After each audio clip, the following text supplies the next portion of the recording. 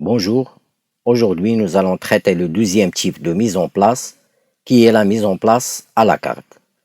Et avant de commencer, il est nécessaire de vous rappeler ce qu'on a déjà abordé dans la première partie.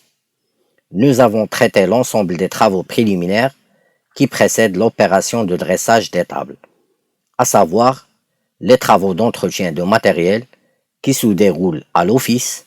Ainsi, nous avons vu les paramètres que vous devez prendre en considération lors de l'élaboration du carcasse, qui sont les allées de circulation, la symétrie et le pôle d'attraction. Et nous avons aussi parlé des règles relatives au nappage et à l'ensemble d'avantages offerts par le neige d'une manière générale. Et finalement, nous avons illustré le premier type de mise en place, qui est la mise en place à menu fixe, que vous devez réaliser lorsque le menu est déjà réservé ou bien connu à l'avance. Et par conséquent, presque tous les couverts nécessaires au service doivent être mis en place en respectant bien sûr la chronologie et la symétrie. Ce type de mise en place est largement utilisé pour célébrer les manifestations de genre banquet. Après avoir réalisé cette mise en place à menu fixe, vous aurez à la fin les couverts disposés selon l'ordre des plats figurés dans le menu. Et maintenant, on passe au deuxième type de mise en place, qui est la mise en place à la carte. Ce type s'applique lorsque le menu n'est pas connu à l'avance. Ça veut dire que le client choisira ce qu'il veut consommer et les couverts seront ajoutés au fur et à mesure durant le repas en fonction des plats choisis par le client. Pour réaliser cette mise en place, vous devez se positionner bien aligné au centre, derrière la chaise de chaque client prévu, et commencer l'opération de marquer le couvert à l'aide d'une assiette d'attente, en tournant autour de la table comme les aiguilles d'une montre, et en respectant bien sûr la distance avec le bord de la table.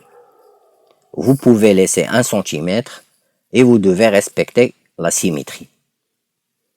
Et remarquez, dans ce cas, les assiettes portent le monogramme, donc vous devez le positionner vers le haut de façon à ce qu'il soit en face du client. Ensuite, posez le grand couteau à droite à 1 cm de l'assiette d'attente en orientant la lame vers la gauche, ça veut dire vers l'assiette d'attente. Posez les fourchettes à gauche à 1 cm de l'assiette d'attente, les dents vers le haut. Par la suite, posez l'assiette à pain à gauche et rappelez-vous qu'il est possible d'aligner l'assiette à pain sur le haut de l'assiette d'attente ou sur son milieu. Cela dépend de la forme de la table et aussi le nombre de couverts que vous aurez sur la même table. Ensuite, ajoutez un couteau à entremets sur l'assiette à pain. Ce couteau doit être posé de façon parallèle au grand couteau, ça veut dire sa lame est dirigée vers la gauche. Et avant de mettre les accessoires de la table, posez le verre à eau à la pointe du grand couteau.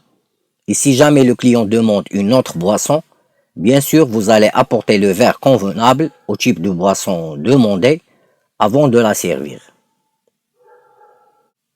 Et maintenant on passe aux accessoires de la table. Posez le ménage au centre de la table pour qu'il sera accessible à tous les clients. Ensuite, posez le chevalet, le numéro dirigé vers la porte, et cela pour faciliter le repérage de la table, le moment d'accompagnement des clients à leur table. Ensuite, pour un service de déjeuner, posez le vase à fleurs qui contient des fleurs fraîches, en veillant à éviter les bouquets trop hauts qui empêcheraient les convives de se voir. Et pour un dîner, vous pouvez mettre des photophores qui seront très agréables et qui gêneront moins les clients que des chandelières hauts. Ensuite, posez un cendrier pour la zone fumeur. Vous pouvez aussi ajouter le dessous de carafe et parfois même le porte-bouteille.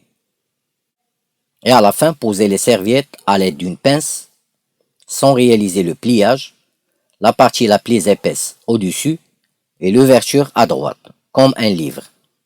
Bien sûr, cela pour respecter les mesures d'hygiène. Et rappelez-vous que la mise en place à la carte s'applique lorsque le menu n'est pas connu à l'avance, le client choisira ce qu'il veut consommer et les couverts seront ajoutés au fur et à mesure durant le service.